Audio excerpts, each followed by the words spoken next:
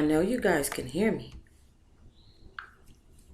Well, let me say, I am definitely ready to read, honey.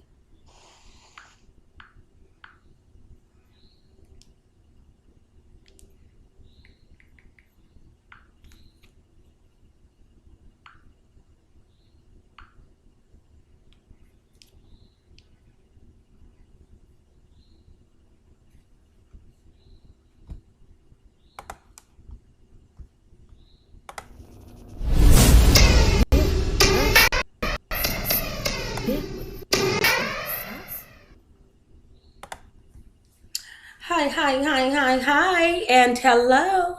Thank you guys so much for joining me, child. Y'all know I need it. Hi, guys. Okay, I am so excited to get into the read today, y'all. We're definitely going to get this reading started and underway. We are pulling up where we were yesterday. As you guys know, we left out with chapter 4. But first, I want to ask Mama D to say a special prayer for us. That's right. Mama D is in the house. Mama D, can you please say a special prayer for us? Amazing grace,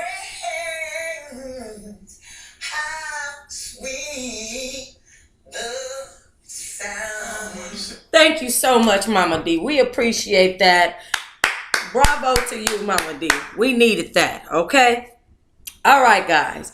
Well, now that Mama D has opened us up with that wonderful song, y'all, let's go ahead and get into the read, child, okay? Let me see what time it is. All right, 4:56, so I know how long I'm reading because I can't tell here. All right. So she was talking about how she had to stay on bed rest. Her sister came to be with her while she was on bed rest. But her sister came down from college, so she had to return back to school. She said she was a fat, happy girl who didn't want her sister to go back to school, okay? Craig was happy when her sister came out to help her. She tried everything to get her sister to stay, but she didn't. She left, and Craig's cousin came back out to stay with them. All right. He didn't come to help me. They wanted him off the streets and back home. His future didn't look too bright. And it didn't look bright in my home either. So she's saying that Craig's cousin had a problem. I wonder if it had anything to do with chapter 7 of Man Behind the Man, them Driddugs, okay? He was cool, just a little lazy for my taste. He moved in because Craig didn't want to upset his people at home. He said he was coming without asking us if it was okay once again, and he came. I went into labor on February 14th. Yes, Aquarius, yes. Craig had just got home from a road trip. We went to the doctor together, then shopping, and then out to eat. I was a nightmare. All I did was complain. I was so uncomfortable that I got on my own nerves. I didn't know I was in labor until the wee hours the next morning. I drove the poor man crazy. I asked him to let me have the bed all to myself. He went downstairs to sleep on the sofa, but 20 minutes later, I yelled for him to come back to bed with me. This went all night, so by 5 a.m. the next morning, it dawned on me that I was in labor. I said, "Oh, I'm in labor. This pain keeps coming and then it leaves." So we started timing it, and yep, it was labor. My baby was born later that afternoon on February 16th, 1984. We got to the hospital and I thought I could change my mind about this baby thing.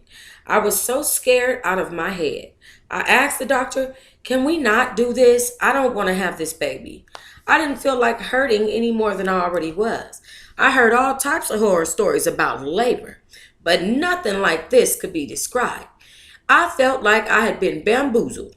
I was all for making this thing go away. I had all kinds of thoughts like, okay, I'm pregnant, now I'm not. If it were only that easy. The nurses decided to hang a picture of my baby boy on the wall near me to calm me down. Wrong move. I pulled it down. I wanted out. The thought of having a baby didn't make sense anymore. No one should have to go through pain like this. I wanted my mom so bad. I was not just in pain, I was scared as hell. Labor lasted for about 7 hours. I was beat. I wanted someone else to push this baby out of me and let me have a pass. And with that, I would never ask for a baby again. Plus, I was so beat that I wanted to go to sleep. After several hours, he came, and oh my goodness, all I could say is that I've never known love like this before. I never knew love like this before. Come on, y'all. Hey, hey. And I never knew love like this before. Oh, all right. In between, let me see. I never knew love like this before. A funny thing happened once Jabril came into the world. In between all the tears and smiles, I felt this newfound love for my husband. It came over me like a warm blanket. It felt like magic. I loved all of what was happening to us. It was like nothing I had felt before. I was a mother, and oh, it felt so good. I counted his fingers and toes. They were all there. And then my baby boy made a gesture, and I saw them. He had dimples. I fell in love all over again with my baby boy. We named him Jabril Imani Hodges, servant of Allah, faith. He was my little prince. He was a healthy boy for a while. He was the apple of both of our eyes.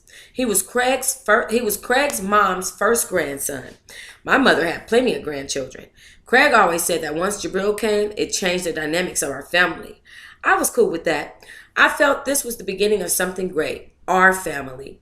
It made me want to fight to keep our family together.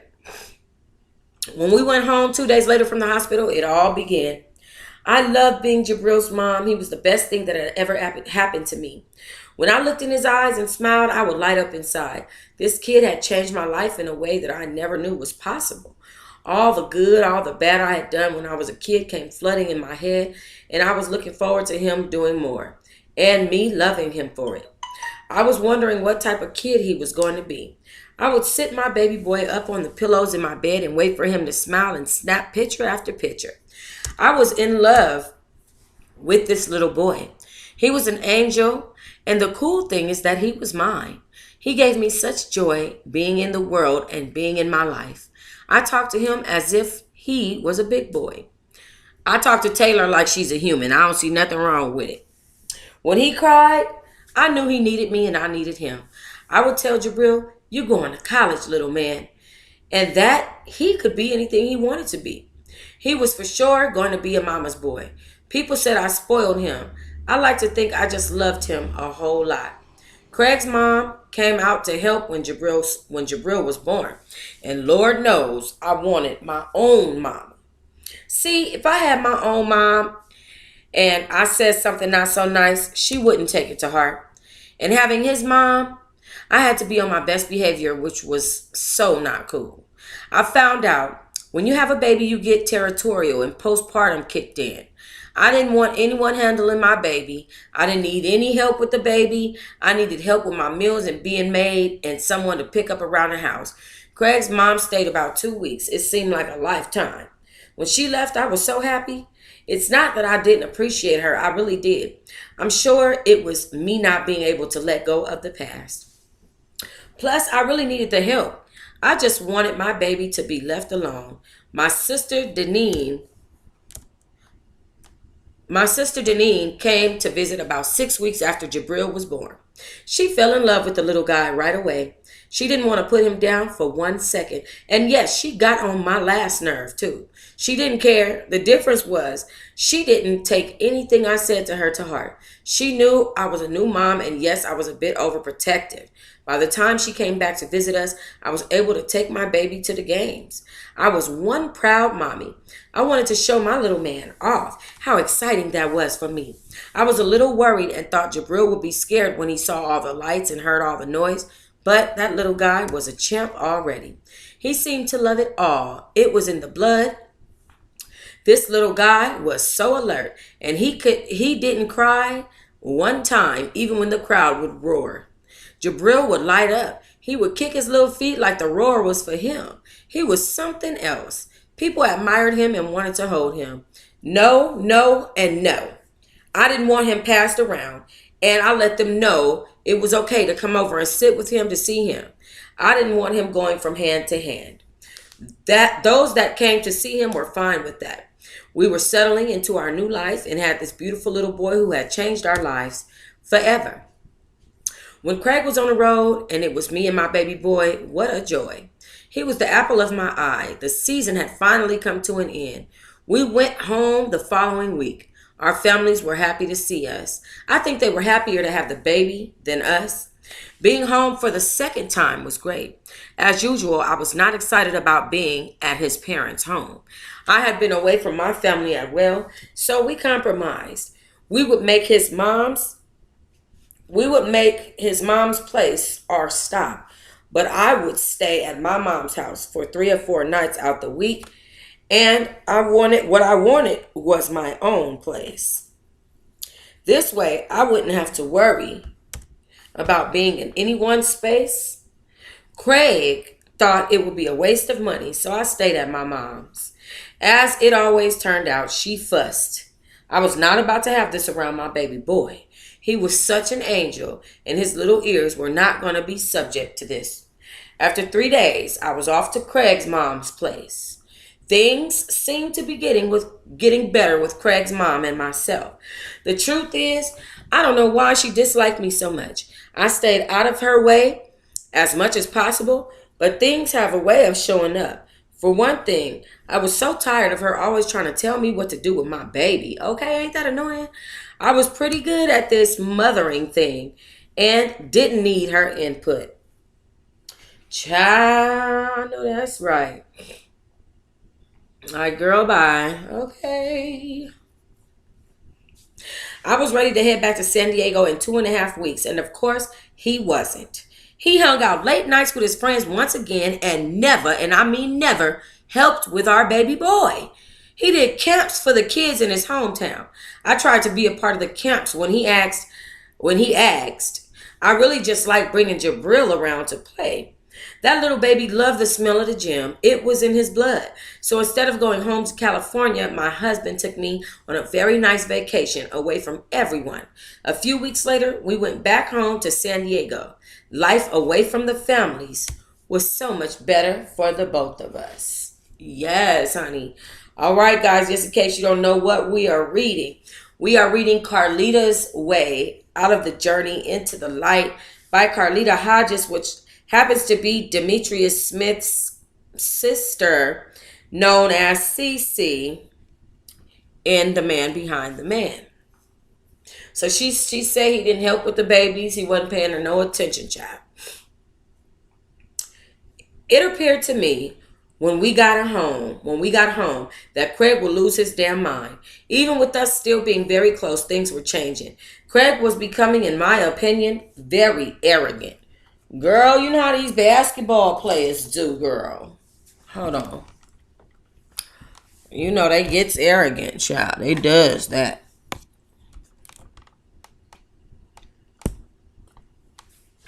He started asking me to do things you don't ask a wife to do once again. They were sexual things. I wasn't sure where it was all coming from. He could have got hold of some bad weed. I had these moments when I thought he was cheating on me again, and maybe he was. There was this weird distance about him. I was so into my baby boy that I didn't have much thought to give it at the time. My baby boy was growing. We were in our hometown and something was not right. Craig was back to practice twice a day with the Clippers, and my baby boy didn't look good to me. He was crying a lot and had a light fever. Being that I was a new mommy, I was a bit uncomfortable with how my son was acting. As it got late, his fever got higher and he was spitting up a great deal, more than normal for a baby. I called his doctor and was told to bring him to the ER. We sat in the ER for a few hours only to be told that our baby was teething. I felt everyone in that ER that night was too lazy to do their job, which is why they sent us home so fast. The next morning, my baby wasn't any better. The fever medicine was not working. Nothing was working, and I was in panic mode by this time. Craig went to practice that next morning, and I was hoping he would stay home and help me with the baby. I knew he couldn't, and I knew if I needed him, I could just call the office and he would come home. When Craig got home, Jabril wasn't any better. Jabril started throwing up to the point where it almost reached to the other side of the room. Yeah, that's that projectile throwing up. I hate that. Mm-mm-mm.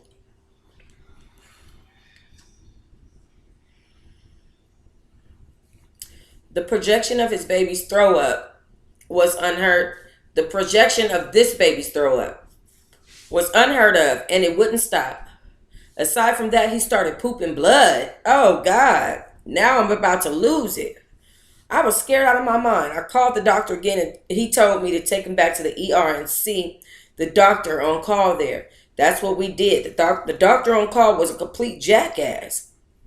He didn't know that both Craig and I were sitting in the stall where they were going to examine the baby. When the doctor got there, he asked who called him away from his golf game. His tone was as though we bothered him. It was a bit surprising. The doctor said to the staff, I didn't want to be bothered while I was golfing, damn it. Wow, this dude is off the chain, I thought.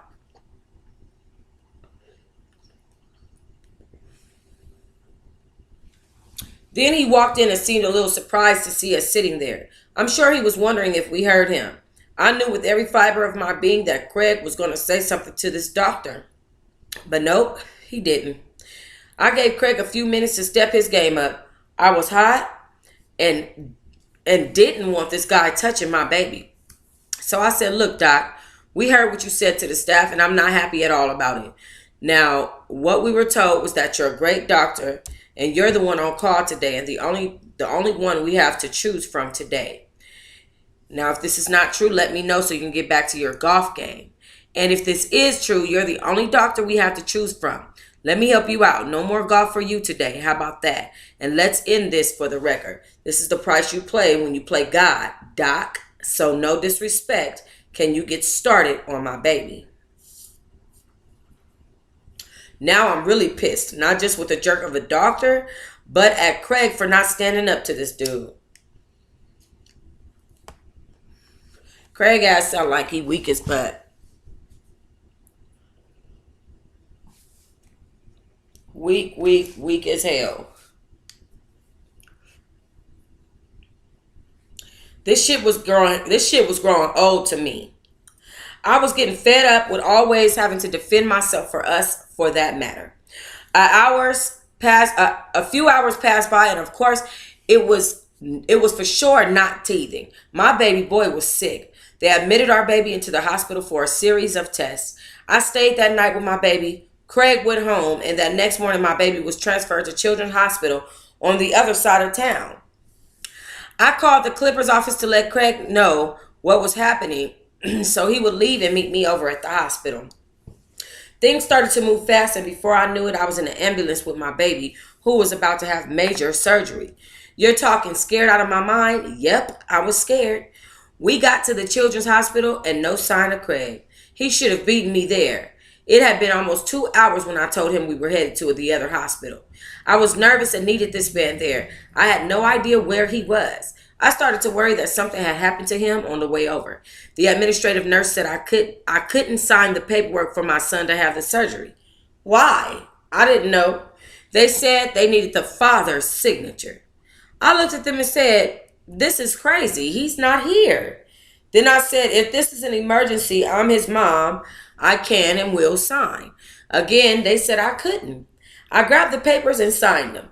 I was not about to play this game with these doctors. It was way too much at stake, plus too much time had passed, and from what I was told, the surgery for my son needed to happen fast. My baby boy was in trouble and needed them to treat this like an emergency. It was.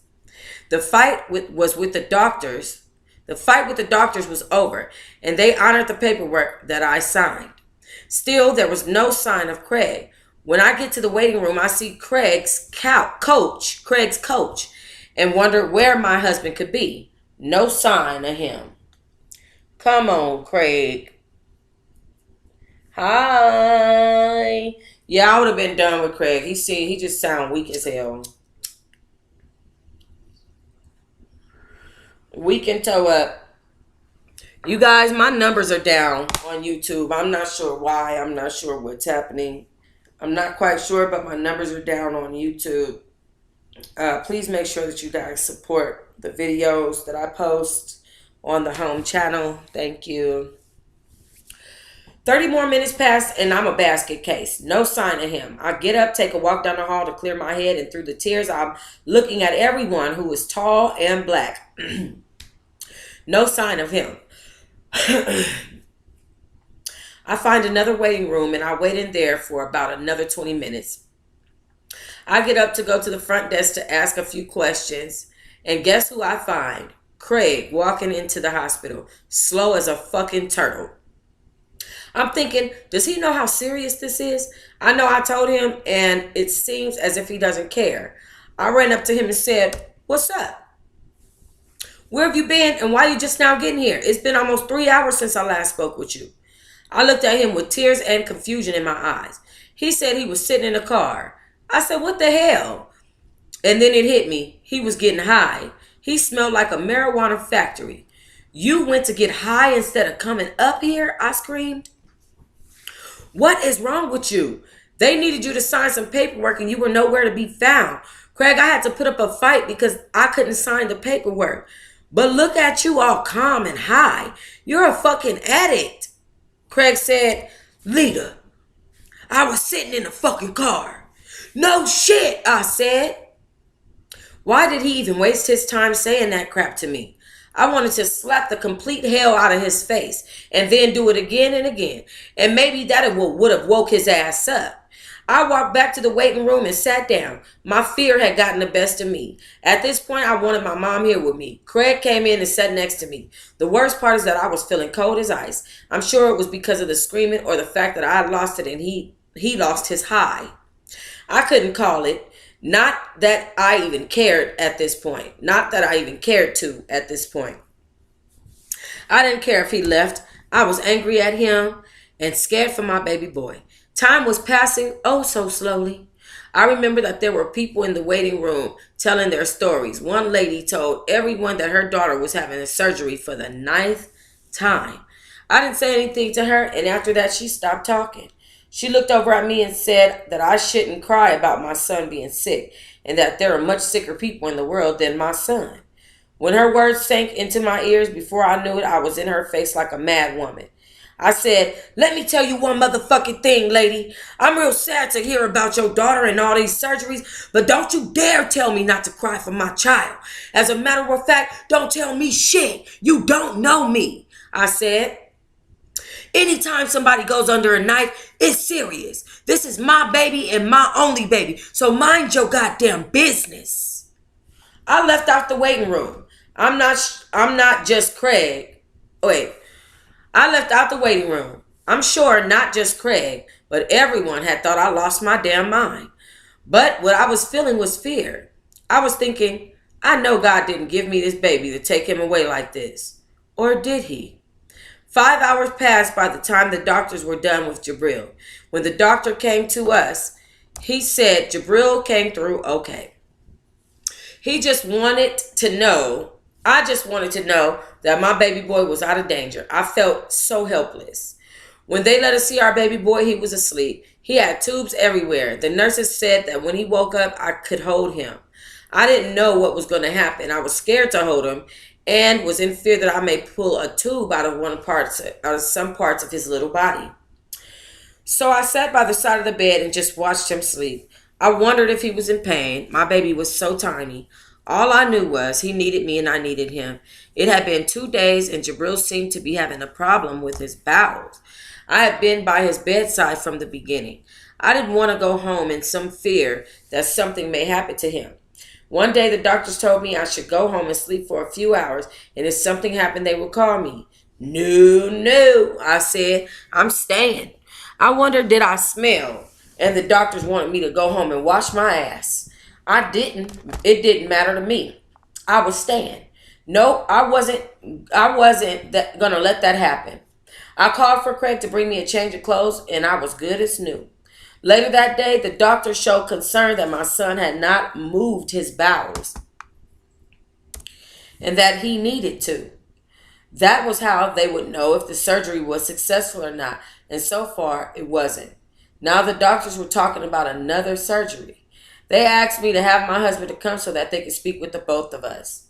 The thing I hated was having to call Craig to the hospital. I felt he should have had his ass right there with me. When he... Oh. Yes. Hi. Hey. I have been waiting on that.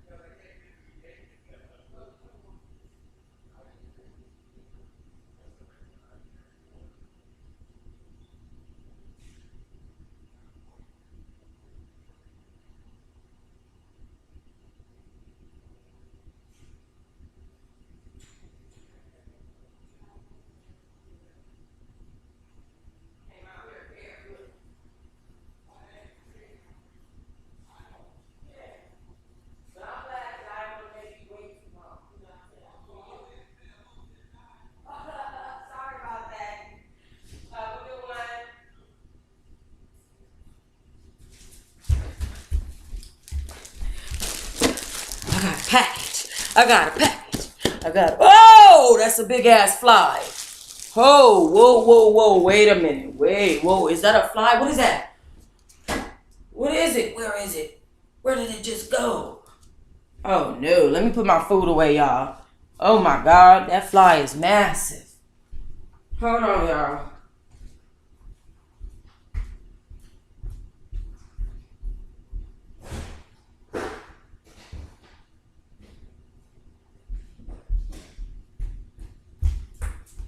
And see, the problem that I'm having is that it's black. I don't know if you guys know this. I've been looking up bugs and stuff in Atlanta.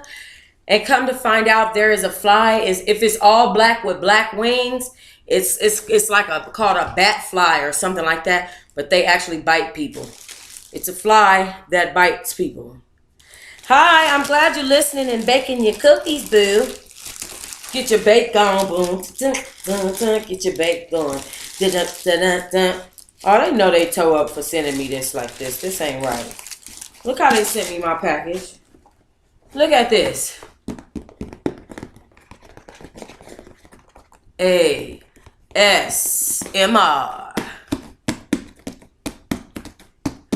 I gave you guys a sample of my ASMR the other day. I uploaded it. Uploaded it here. So, we've got this, which is for painting these corners. Like that. We've got this, which you just pour the stuff into and you just get to painting like that. So we got new paint brushes and I'm super excited, and yeah, I'm gonna be ready to get my paint on. Fresh work. It's trademark work. Like Tommy said. Work. I couldn't believe she did that. I was like, what the hell? Trademark work. Anyway, let's get back to this book, y'all, because I done took about two breaks. Okay? And thank y'all for hanging in there with me. Ooh. Okay. When he finally got to the hospital, we met with the doctors, and they told us they were going to have to go back in and cut away some of our baby boy's intestines. But the risk was higher this time, and being that he was so small and so very weak, he may not make it. I felt like someone had reached in me and snatched my heart out. This was not happening. No, I don't want you to cut him again. Please don't. I'm not sure if he can take it either. Please give him a little more time, please, I cried.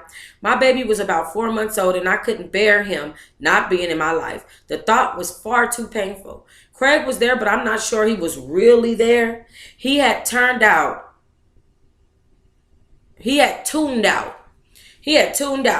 I could tell he had no emotions at all.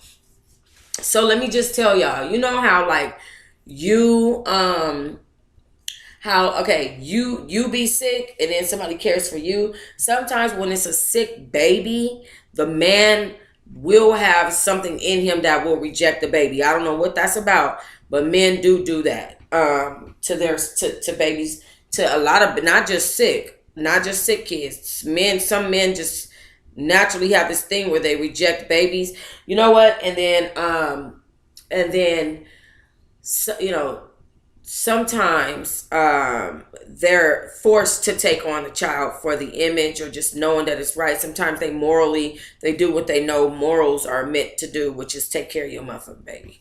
But anyway, they had another baby, so he did something because they have 2 sons. Anyway, so he had no emotions. Well, we had to make a decision as to whether or not Jabril was going to have another surgery. They put it off until the next morning. I couldn't think, and I was still afraid to hold my baby boy. Now, see, I would have been massaging his stomach. That's how you bring them bowels down. You get the massaging. When I went back into his room, I looked at Jabril and cried and started to pray. I wasn't sure if the man upstairs was listening to my prayers. All I knew was I wanted to take this baby's pain away from him and go through all of this for him. I sat the next day just looking at my baby boy. The nurses were so nice to us, and once again, Craig had to leave for whatever reason. I didn't care. I was going to be with my baby boy no matter what. One nurse came in and asked me if I wanted to hold Jabril. I said, yes, but I don't want to pull out any of his tubes. It's so many of them all over the place. The nurse left and told me she would be back with someone to help her get Jabril out the bed. Well, I got up, looked around, and saw an opening. I climbed onto the back side of the bed and carefully got in bed with my baby and put my arm under his little head and laid next to him. I stopped crying because I didn't want him to feel his mommy's fear. It was the best sleep I had gotten in a long time. It was morning when I was awakened by the nurses. My baby slept that whole night as well. Craig walked in not long after he awakened. He thought seeing me in the baby bed was a little funny. When he heard I had slept there all night, he really laughed. I learned about the Ronald McDonald House during my stay at the hospital. That morning, I was told I could get a hot shower and pull myself together. It was across the street from the hospital. I ran over there, took a shower, changed, and rushed back. I didn't want them to take my baby to surgery, and I miss him, so I ran back into the room. When I got back, Craig was signing papers for them to do the procedure that morning. I sat with my little man holding my fingers. The fear was winning again, and in my stomach, I was knotted up.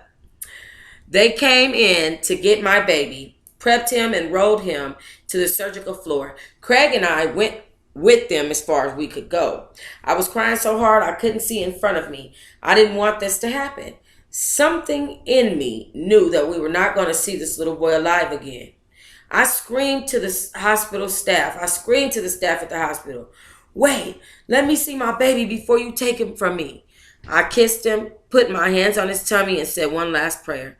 As I looked in my son's eyes, I saw he needed me. I was responsible for this kid. I started pleading with God and crying, "Please don't take him from me, not yet. You just gave him to us. I beg you not to take him, dear God. I know he's on loan to me, but I'm not ready to give him back to you yet, not just yet. You can't be this cruel. You can't be. Please don't let this baby, please don't take this baby. Let this baby use the bathroom." Not 2 minutes had passed and my baby boy was pooping all over the place. I was crying so hard I didn't even notice what was going on until the smell took over. My tears became tears of joy. Plus, all I knew was that the day I found out for sure, that was the day that I found out for sure that prayer works. Prayer does work. Prayer works. It works. It does work. If you pray and you believe, it does work. For all the times I thought I was a grown woman, this is the day I became a grown woman. I grew up at this moment. The surgery was canceled and my baby boy Jabril was taken back to his room while I cried and cried. This shit about to make me cry. Y'all know I'm too sensitive when I get to reading these books. This about to make me cry, Carlita. Damn, girl. I cried and cried. This time, it was out of being so happy and thankful. Thank you, God. I was all that I could say. My baby was on his way to recovering. Although we had a long road, it was a road worth traveling. Several days passed when I realized my baby boy was getting stronger. He was sitting up, they were taking the tubes out, and life was getting better. My mom and I pretty much stayed on the phone. I wanted her to come visit me so bad, but she was too scared of flying.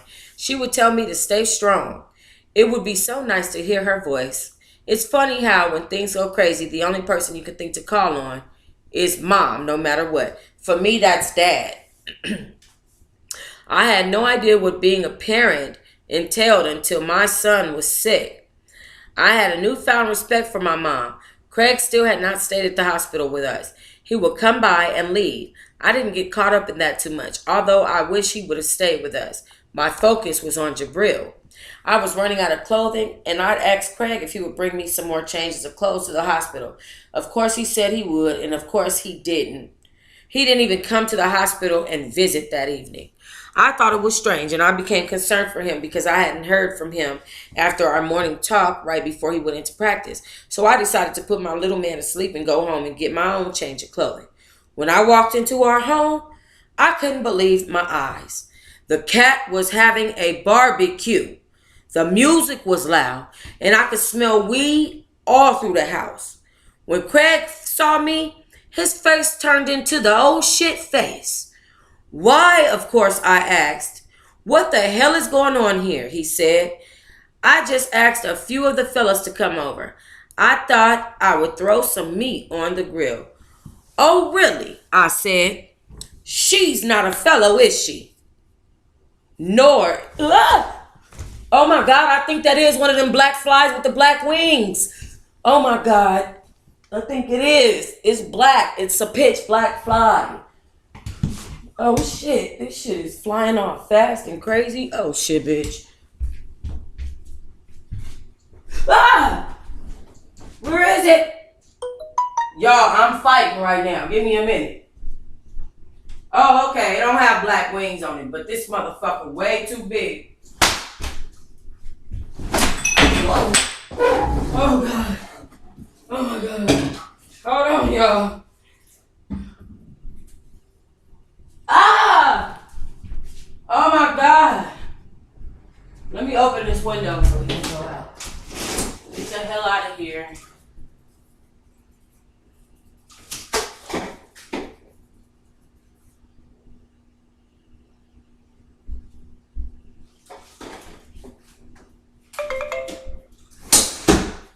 Oh no, he's still in here. Fuck! The fuck out!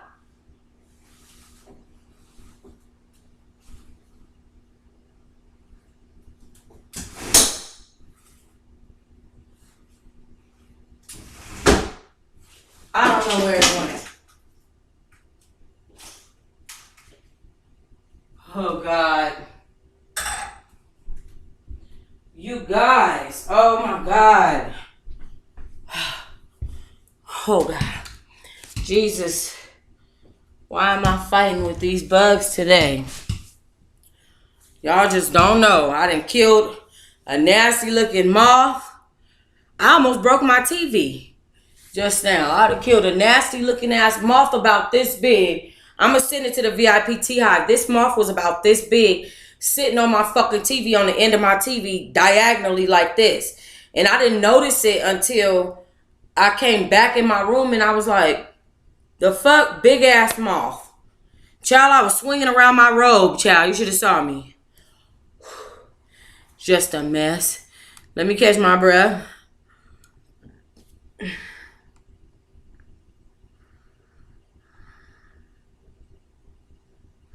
She's not a fellow.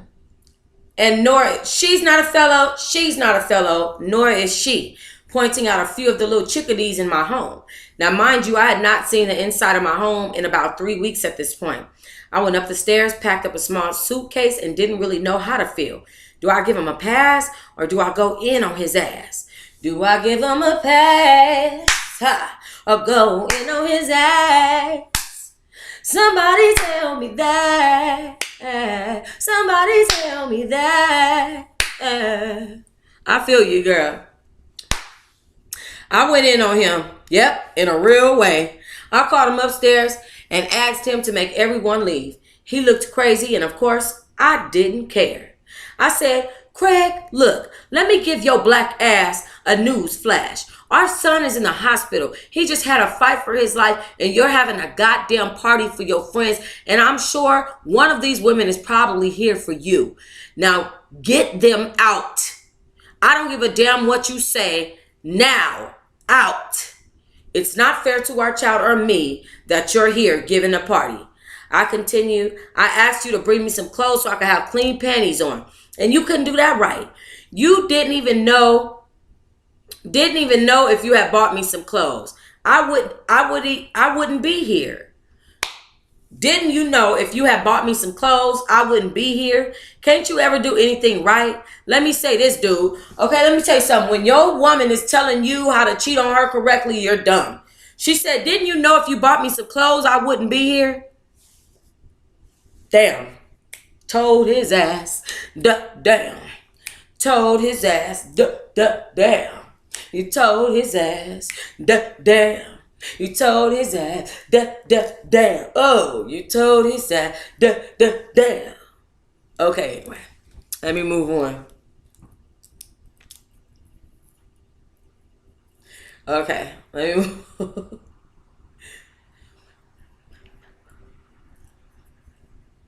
Let me say this, dude. I haven't bitched at you about not staying at the hospital. I've respected your bullshit ass excuses about why you're not staying up there. You have not stayed one day with him, and this is week 3 that he's been there. Now, I'm going to say this to you one time. Get them out of here, or else I will. He went downstairs and just kept on grooving as if I didn't say anything. I went downstairs maybe 10 minutes later and asked everyone nicely to get the hell out of my house. I went to the balcony. I tossed the barbecue grill over it with all the meat on it. Then I turned to Craig and said, when Jabril is well, I'm going home. I'm going home and I'm not coming back. I can't and won't take this. You have not stayed one freaking night at the hospital. Not one night, I said. Our baby is sick and you're having an effing party.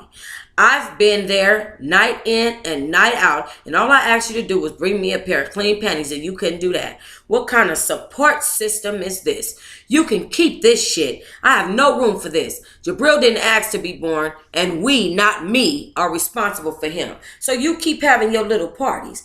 Just don't have them here. Take that shit elsewhere. I left in our car and went back. I left in our only car and went back to the hospital. As I was leaving, I said, you figure out how you going to get to practice tomorrow. It won't be in this car. I think Craig thought because I didn't have transportation that I couldn't move around. And I think that I was giving him too much. I don't think he thought at all. There's no telling what else was going on. Wait.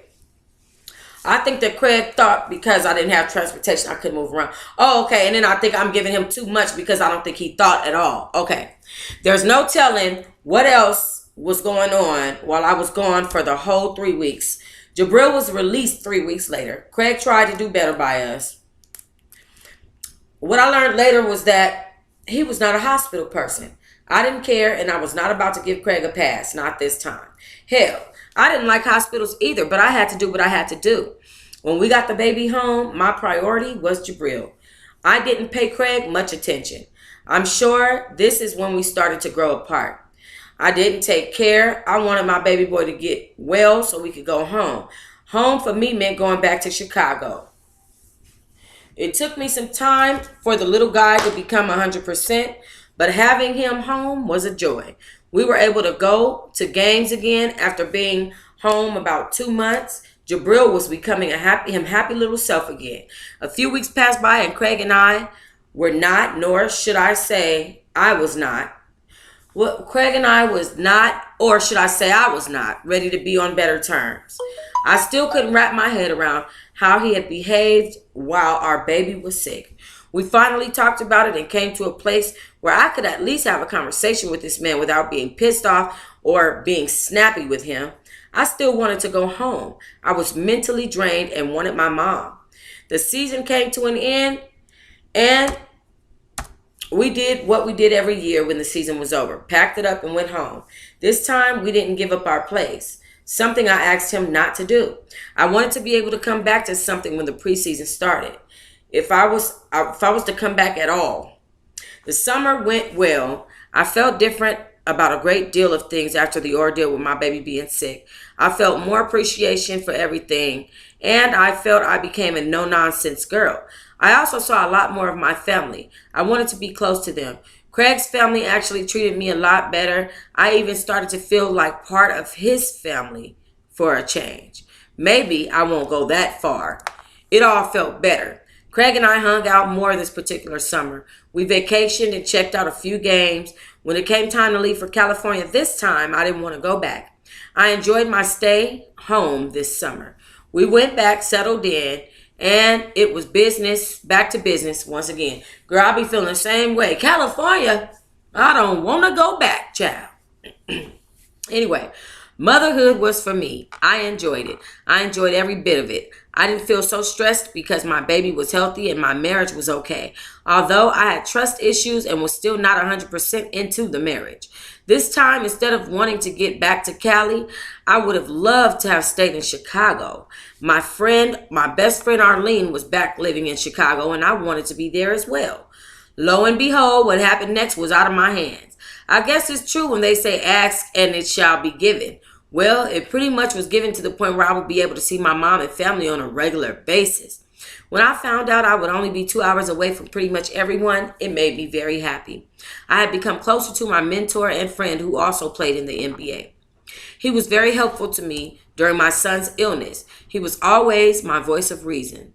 Although we were about to move back near home, I had all kinds of thoughts about how this was going to play out, being that I felt like I was alone in the marriage.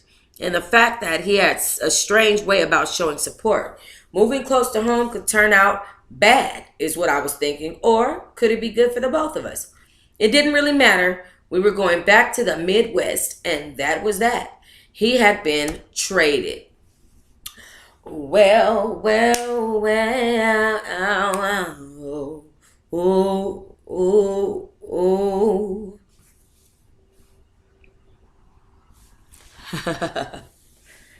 That means that I was a little hellion. Since I'm scared of the fly. No, these bugs out here are too big for me, sis. Like, you gotta understand that these bugs out here are ridiculous. Like, I don't think that I've ever seen bugs this big. All right, guys. Well, unfortunately for y'all, I will not be able to stay and talk. We're on chapter 5, guys. We are 36% through this read. I want to say thank you so much. Hold on, honey. Let me end this. I want to say thank you so much to all of the mods. You guys already know what I need you guys to do. I need you guys to go check out my social media. Again, thank you to all of the mods. Thank you guys for joining me. Make sure that you guys hit the like button and make sure that you guys subscribe. Have a good one. I'll see you on the next read.